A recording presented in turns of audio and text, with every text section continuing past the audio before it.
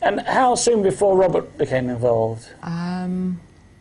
8 years. 8 years. So for 8 years, you were battling with the authorities. Yes. Constantly. Yes. Yes. To get justice. Writing letters, hitting walls, writing letters, hitting walls. You know, just everything. Being denied proper paperwork, trying to get paperwork through, freedom of information, you know, getting the runaround, you know, everything.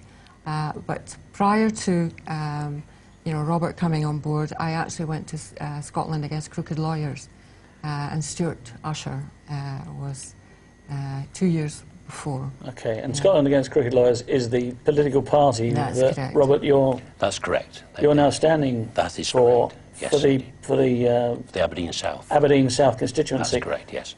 And we, again, to comply with Ofcom rules, we do have to show the names of the other candidates in Aberdeen South. So hopefully we've got a slide that we're going to flash on the screen. I think that probably is it there. And the sitting MP is Anne Begg. Yes. Who's Labour Party, I believe. Yes, she is, yes. Okay. Talking of politicians, and I know we're getting ahead of ourselves, but we will certainly get back to this sort of long form of what happened. Okay.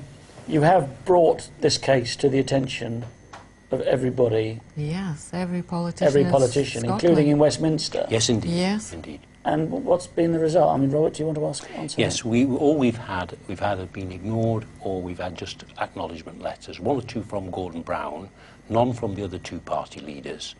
And I do think, I'm sure they're swamped with all kinds of information and pleas and all the rest of it.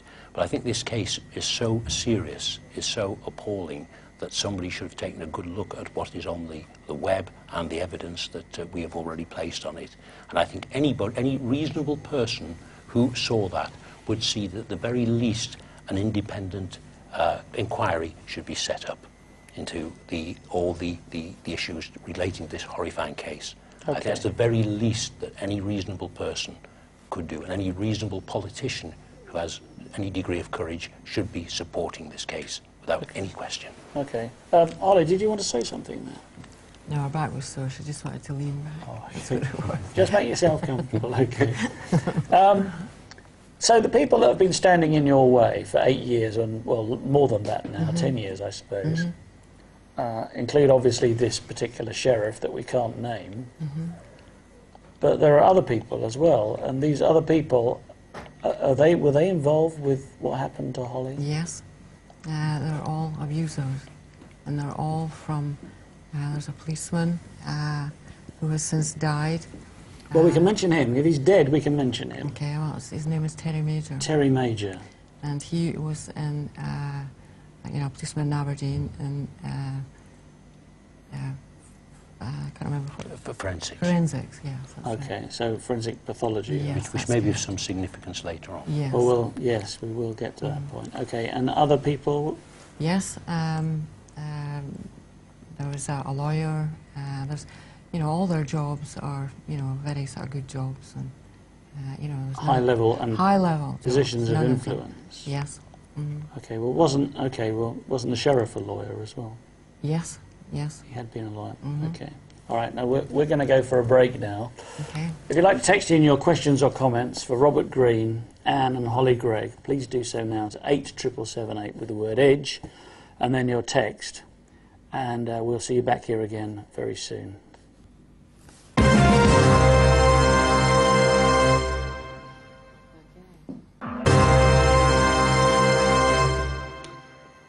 Welcome back to On the Edge with me, Theo Chalmers, and my special guests, Robert Green, Anne and Hollie Greig. Okay, just before the break then, we were talking about some of the other people that were involved in the abuse of Hollie. That's right. And I think it's important to mention that some of these were women. That's correct. And I think a lot of people didn't realise that women can be involved in paedophilia. And there was a case recently, of course, in those nurseries. That's correct. Where female nurses or nursery nurses were taken... I found it very hard to believe myself. No, and I think a lot of people did, and a lot of people were really shocked by that. I was.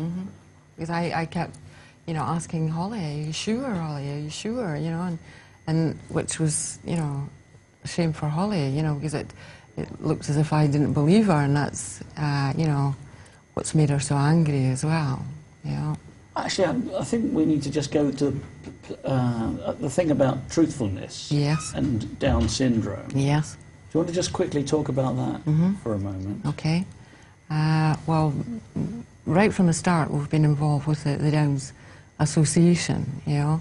And Down syndrome is the condition that Hollie has. That Hollie has got, you know. And, you know, regards their sort of truthfulness, you know, it's very hard for them, you know, to tell lies because they haven't got the skills to remember the lie they told. Exactly, yes, that's it in a nutshell. So, you know. and she's also been assessed as a witness by the police. That is correct. And what did they say? They told us that she was a very truthful witness. The police themselves Yes, the in police. Aberdeen? Yes, we've Despite actually got whatever paperwork. Yes, actually saying that she was regarded as a very truthful witness. And that was when we went to the CICA. You know. The CICA, what's that? That is the, what do you call it again? Criminal Injuries Criminal Compensation Injuries Board. Compensation. Yes, that's right.